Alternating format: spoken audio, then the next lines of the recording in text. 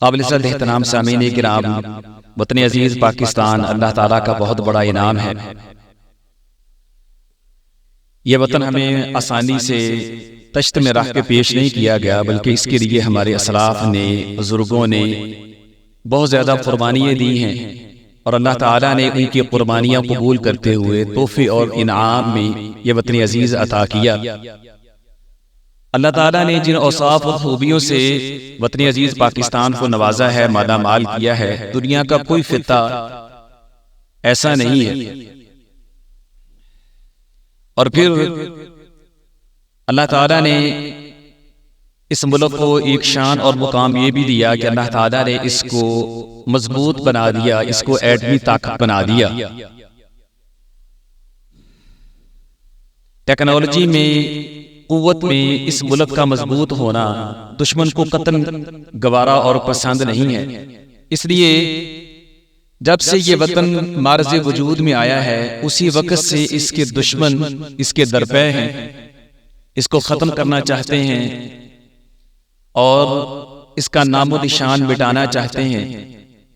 یہی وجہ ہے کہ وہ اول دن سے اس کے خلاف سازشوں میں مصروف اور مشغول ہیں، اور ایک وقت وہ بھی آیا کہ جب دشمن کی سازشیں کامیاب ہوئیں اور پاکستان دو لخت ہو گیا، دو حصوں میں بٹ گیا۔ لیکن پاکستان کا دشمن پھر بھی خوش نہیں ہوا، اس نے اپنی سازشوں کے تانے بانے تاحال جاری رکھے ہیں۔ وہ چاہتا ہے کہ جب تک اس کا وجود مٹ نہیں جاتا، یہ ختم نہیں ہو جاتا، وہ چین سے نہیں بیٹھے گا۔ یہی وجہ ہے کہ آئے روز کوئی نہ کوئی سازش، کوئی نہ کوئی ایسا کام بنا دیا جاتا ہے جس سے پاکستان جو ہے وہ دنیا کے اندر بدنام ہوتا ہے۔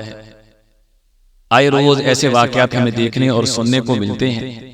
پہلے بھی جو ہماری حالت ہے وہ اتنی کوئی پسندیدہ نہیں ہے۔ صدقہ و خیرات پہ ہم پل رہے ہیں، غیروں سے امداد لینے سے ہماری معیشت وہ کچھ مستحکم ہوتی ہے۔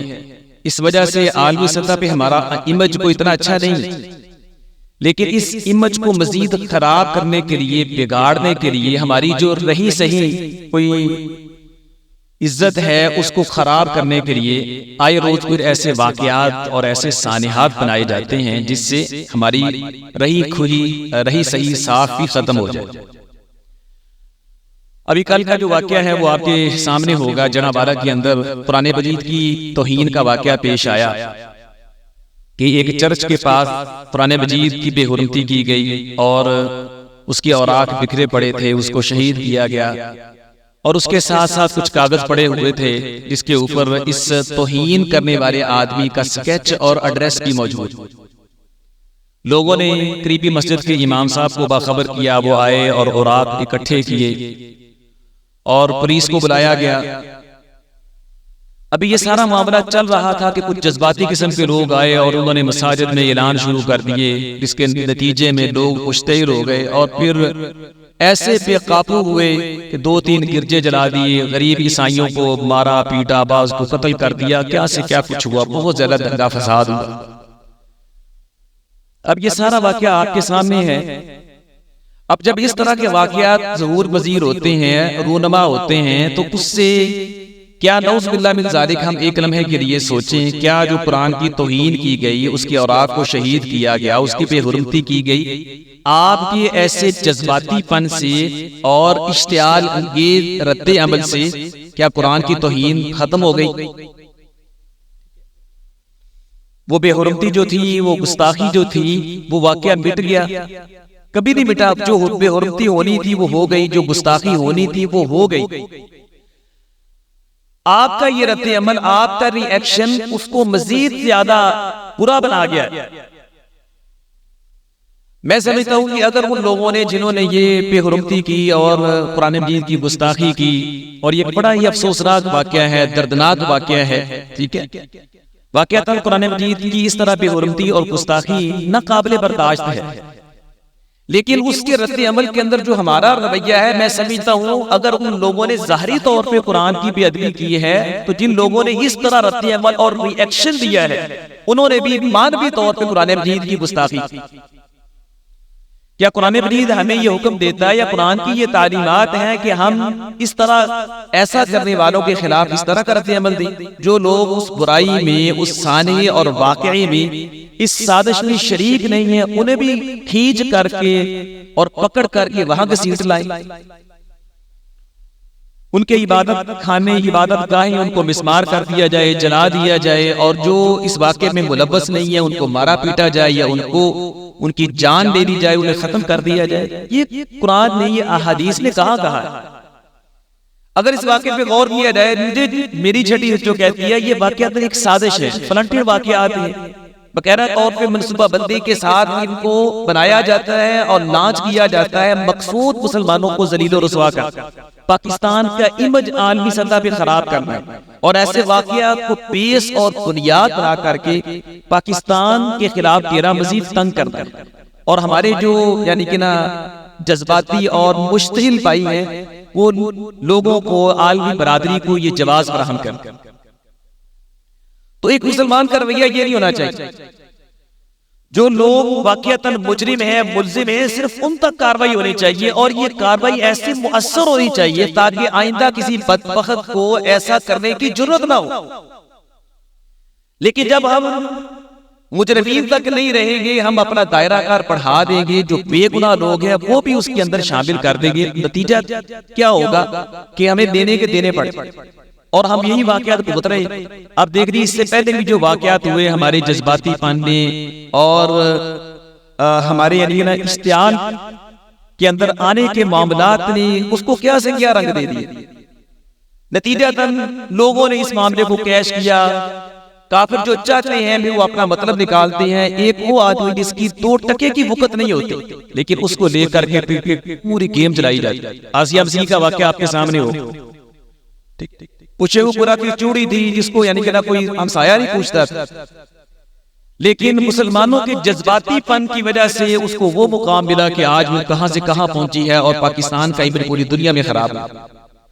پھر اس کے بعد زیادہ دور نہ جائیں، ابھی پچھلے سال کا واقعہ سری لنکن مینیجر کا آپ لے لیجئے کہ اس جذباتی قوم نے کیا سے کیا بنا دیا، اس کوئی تحقیقات نہیں، کوئی اس کے بارے میں غور و فکر نہیں، بس جیسے کسی کو بڑکایا گیا، بڑکاوے میں آ کر کے لوگوں نے آؤ دیکھا نہ تاؤ دیکھا، مارا پیٹا، لاش کو جلا دیا، اور پھر جب اس کی لاش اس کے وطن میں پہنچی تو سوائے راکھ کے اور کچھ نہیں تھی۔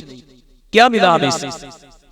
کیا واقعتاً اسلام ہمیں یہ درس دیتا ہے؟ اسلام کی تعلیمات یہ ہے۔ وہ لوگ پھر اس سے یہ ثابت کرتے ہیں کہ یہ جو مذہب ہے، یہ جو دین ہے، یہ پرتشدد دین ہے، یہ انسانیت کے لیے مہلک ہے، یہ انسانیت کا ہمدرد دین نہیں ہے۔ یہ ہمارا رویہ، ہمارے جذبات، ہمارا اشتعال کو یہ جواز فراہم کرتا۔ تو حضرات اسلام یہ نہیں، اسلام کی اصل تعلیمات یہ نہیں، اسلام دین رحمت ہے، اسلام دین ہدایت ہے۔ اب قرآن کو پڑھیں، احادیث کو پڑھیں، غیر مسلموں کے قرآن مجید نے آقا علیہ الصلوۃ والسلام نے باقاعدہ حقوق بیان کیے، انہیں تحفظ دیا ہے۔ آقا علیہ الصلوۃ والسلام نے یہاں تک فرمایا جس کے ساتھ یعنی غیر مسلم کے ساتھ مسلمانوں کا معاہدہ ہو جاتا ہے، اگر کوئی مسلمان بلا وجہ اس کو قتل کر دے، مار دے، ایسے مسلمان کا جنت میں جانا تو دور کی بات ہے، اسے جنت کی خوشبو بھی نہیں ملے گی۔ اسلام تو یہ تعلیمات دیتے ہیں، لیکن ہم جذبات کے اندر کیا سے کیا کچھ کرتے ہیں۔ تو حضرات ہم اس واقعے کی مذمت کرتے ہیں، اور جن لوگوں نے یہ واقعہ بنایا ہے اور جو آدمی بے حرمتی کے اندر ملوث ہے، ہم یہ سمجھتے ہیں کہ اس کے خلاف کارروائی ہونی چاہیے، اس کی شفاف تحقیقات ہونی چاہیے، اور اس گروہ کا ہمیں پتہ لگانا چاہیے جس نے یہ سازش بنائی ہے، تاکہ ایسے لوگوں کے خلاف ایک جاندار کارروائی ہو اور ان کا نیٹ ورک توڑا جائے، اور ان کو قوم کے سامنے لایا جائے کہ یہ لوگ ہیں جو پاکستان کے خلاف سازشیں کرنے والے اور اس کا امیج خراب کرتے ہیں۔ اور ہمارا یہ فرض بنتا ہے کہ ہم اسلام کی تعلیمات کو اپنے کردار سے، اخلاق سے اور اپنی آواز کے ساتھ عام کریں کہ اسلام کا اصل چہرہ کیا ہے، اسلام کی حقیقی تعلیمات کیا ہے، اسلام غیر مسلموں کے بارے میں کیا کہتا ہے، اس کی تعلیمات کیا ہے۔ جس طرح ابھی سویڈن کا جو قرآن مجید کی بے حرمتی کا واقعہ ہوا ہے، اس میں بھی بہت سارے لوگوں نے کیا کچھ نہیں کیا، لیکن مجھے اپنے ان بھائیوں پہ خوشی بھی ہے جنہوں نے رد عمل کے اندر وہ طرز عمل اختیار کیا جو واقعتاً اسلام ہے۔ اب ایک مسلمان نے بڑا انوکھا طریقہ اختیار کیا، اس نے باقاعدہ طور پہ درخواست دی کہ میں ایک مقررہ دن تورات کو جلانا چاہتا ہوں، اللہ اکبر. اب یہ بڑی ایک انوکھی درخواست تھی کہ تورات کو جلانا ہے. چنانچہ یعنی کہ پورا یعنی کہ نا وہ عالم کفر چیخ اٹھا جی تورات کو ہم جلانے نہیں دیں گے, بائبل کو جلانے نہیں دیں گے. جب یہ عالم کفر چیخا تو پھر اس مسلمان نے کہا کہ میں نے اصل میں تمہارا یہ منافقانہ پن جو ہے نا, تمہاری منافقت لوگوں کے سامنے ظاہر کر کہ جب قرآن چلتا ہے, قرآن کی بے حرمتی ہوتی ہے تو تم بکواس کرتے ہو کہ ہر بندے کو آزادی رائے کا حق حاصل ہے, لیکن جب تمہاری بائبل کے جلنے کی باری آئی ہے تو تمہیں تکلیف شروع ہو گئی. اب آزادی رائے کدھر گئی؟ اب ایک بندہ اگر آزادی کے ساتھ اپنی رائے پہ عمل کر سکتا ہے تو پھر جلانے دو اس کو بائبل, تمہیں تکلیف نہیں ہوتی. تو اس طرح میں تمہارا منافقانہ چہرہ لوگوں کے سامنے عیاں کرنا چاہتا ہوں. بڑی اچھی سوچ تھی اس کی. پھر اسی طرح کچھ عرب کے لوگوں نے مل کر کے وہ جگہ جہاں پہ قرآن مجید کی بے حرمتی کی گئی, اب دیکھیں انہوں نے کمپین چلا کر کے پیسے اکٹھے کر کے انہوں نے کہا کہ یہاں قرآن کی بے حرمتی کی گئی ہے, اب آپ یہاں قرآن سینٹر بنائیں گے, مسجد بنے گی اور قیامت تک کے لیے یہاں قرآن کی تعلیمات دی جائیں گی, قرآن کی تعلیمات عام کی جائیں گی. تم ایک قرآن چلاؤ گے, یہاں سے لاکھوں قرآن مجید اور قرآن مجید کی حافظ نکلے گی. یہ ہمارے کرنے کے کام جو کرنے والے, لیکن افسوس کہ قرآن پڑھنے سمجھنے عمل کی طرف ہم آتے نہیں ہیں اور مشتل ہو کر کے اور آپے سے باہر ہو کر کے وہ کرتے ہیں جو قرآن کی تعلیمات کے سراسر خلاف. اس لیے اگر ہم چاہتے ہیں کہ ایسے واقعات کا سد باب ہو, ٹھیک ہے, اور ہمارا امیج عالمی سطح پہ بہتر ہو اور ہم یہ واقعات سرے سے ختم کر دیں, پھر ہمیں سنجیدہ ہو کے سوچنا پڑے گا, ہمیں اصل سازش کا تدارک کرنا ہوگا اور پھر اس کو ختم کرنا ہوگا اور جو قرآنی تعلیمات ہیں اسے عام کرنا ہوگا اور اپنانا ہوگا. اگر ہم ایسا کریں گے تو انشاءاللہ آئندہ ایسے واقعات ظہور پذیر نہیں ہوں گے. اللہ تعالیٰ سے دعا ہے اللہ تعالیٰ ہمیں قرآن و سنت کو سمجھیں اور اس پہ عمل کی توفیق لے. وما علیہ الا البلاغ.